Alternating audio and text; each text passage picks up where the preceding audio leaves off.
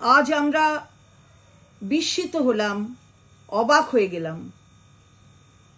ঔদ্ধত্যের সীমা পেরোতে পেরোতে আজকে একেবারে চরম সীমা লঙ্ঘন হলো।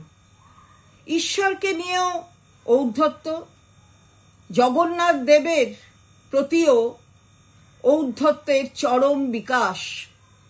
আমরা দেখলাম সম্বিত পাত্র, তিনি পুরী লোকসভা কেন্দ্রের বিজেপির প্রার্থী। তিনি বললেন জগন্নাথ দেব নাকি প্রধানমন্ত্রীর ভক্ত। ভাবতে পারেন, যেখানে লক্ষ লক্ষ ভক্ত জগন্নাথ দেবের, মহাপ্রভু জগন্নাথ দেবের দর্শনে ধন্য হতে পুরী যায়, সেইখানে সম্বিত পাত্র বলছেন জগন্নাথ দেবই নাকি প্রধানমন্ত্রীর ভক্ত।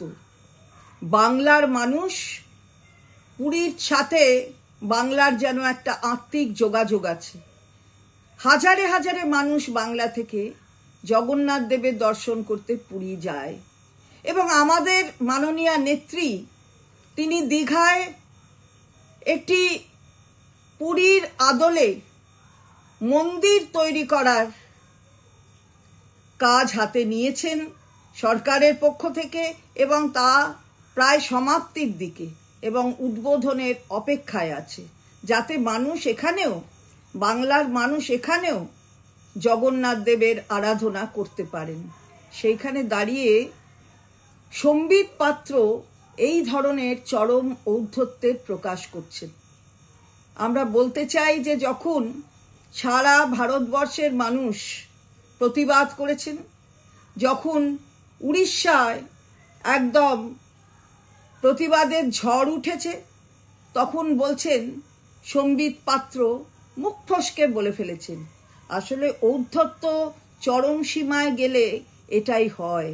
আমরা তীব্র ধিক্কার জানাই, তীব্র প্রতিবাদ করি। ঈশ্বরকে নিয়ে এই ধরনের রসিকতা করা, আমার মনে হয় এবার একটু ক্ষান্ত হন, এবার একটু ঈশ্বরকে শ্রদ্ধা জানান।